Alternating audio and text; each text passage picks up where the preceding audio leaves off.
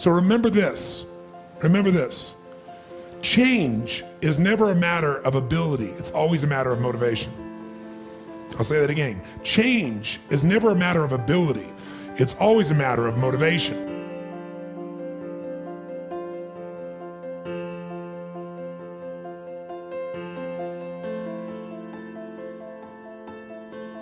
In life, there's only one way for you to really truly have your labor be fulfilling. A, you have to align with what's most important to you, what you really believe in, what's meaningful for you. That if you settle for something less than that, while you might have to do it because you have to pay your bills, you can't ever give up pursuing what's gonna make you feel most alive, because ultimately, I really believe that probably the most sacred thing in our lives that we can give another human being besides our love is our labor. You think about it, your labor is your energy, it's your time, it's your emotion, it's your intellect, it's your spirit to some extent.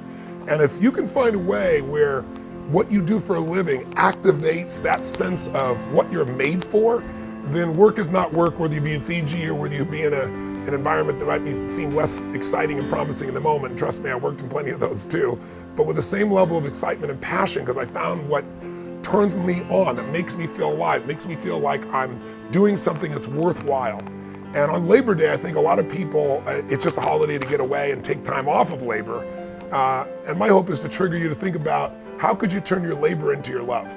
I think it was Mark Twain who said, when your vocation becomes your vacation, that's when life becomes truly magnificent. And I'm privileged enough to have that, but I pursued it. And one of the secrets that I found, and I know you know this in your soul, is that we all know if you're gonna be masterful at something, you don't show up.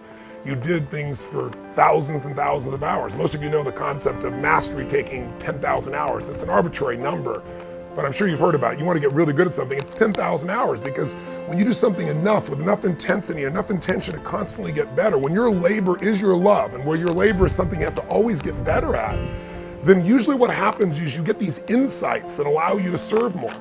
But I also think that labor, we're talking about this weekend, what makes people fulfilled by their labor is their motives for it. If your motive is just to make money or just to pay your bills or just to get rich or whatever you think that's gonna be, those people never really are fulfilled even if they make the money. To what's most important to you. And those, by the way, are the three things that get our focus. If we don't discipline ourselves, what gets our focus? Something we're afraid of, something will give us pain. What's the second thing that gets our focus? If we don't pay attention. Something will give us pleasure. It's like, you know what, I'm so stressed out. Oh, that chocolate's looking good. Oh, I'm gonna go over to have my little coffee, my smocha mocha doka cream, this thing and that thing, and I'm gonna escape for a few moments. Because the focus is how to feel good. How to not feel bad, how to feel good. What's the third thing gets your focus? Other people's demands. It's not necessarily there are more demands, it's just that we're accessible to more demands. And if you don't know what you want, and you don't know why it's a must for you to achieve it, and you don't have a plan, I can promise you something. You're gonna fit in everybody else's plan. And you're gonna wonder why you're stressed.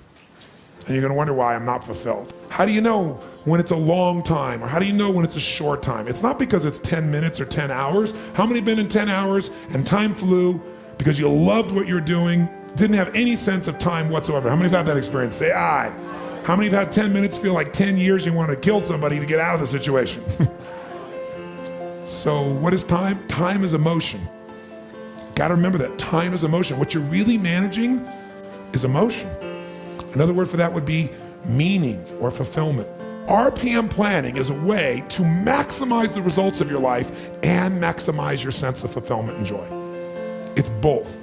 In order to do that, we gotta change what we focus on from the question of what do I have to do to what's my outcome?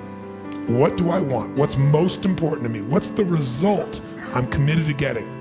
That one change will change completely how you respond in your life, because it will change you from focusing where everyone's demanding your attention or what you're afraid of or what might give you pleasure in the moment.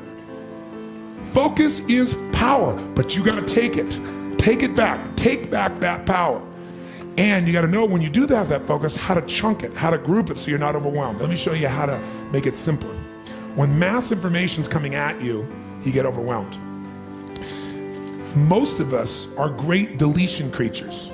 We delete most of life. Right now, there are millions of things around you could be focusing on, thinking about, giving meanings to, making decisions about what to do. Millions. And when you think about what it's gonna take to do something, Usually it takes a lot and you're not going to want to do it. So I'll do it when? Later. As my Australian friends would say, later. Right? And of course, the problem with doing it tomorrow is when you get to tomorrow, tomorrow is today, and tomorrow never comes.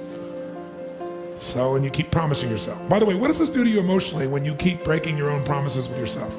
Another reason why somebody doesn't exercise or do anything is because they don't just chunk it too big, they chunk it in too many details. So remember this. Remember this.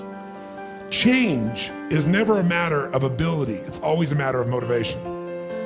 I'll say that again. Change is never a matter of ability.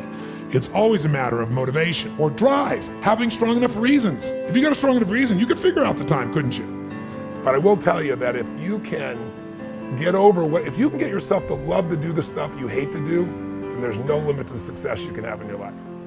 If you can take the things that you're afraid you'd have to do to succeed in your business or to succeed in your life or to succeed in your relationship, there are things everybody doesn't want to do. And the more focused you are on how you're not going to do that, the more life seems to bring those things up for you and makes them barriers. So maybe on Labor Day, maybe it's time to take something that you can't stand doing and say, you know, I'm going to do this for 2 hours. I'm going to find a way to love the hell out of it. And if you did, you might find a little breakthrough. You might find that if you're in the moment with anything and you tap into your ability to enjoy anything in life and you just focus on what you can give instead of what you can get, in that state of giving, work disappears. And doesn't matter if you're by the ocean or in the desert. It doesn't matter with whether people even thank you or not, honestly, as much as we all enjoy people's gratitude.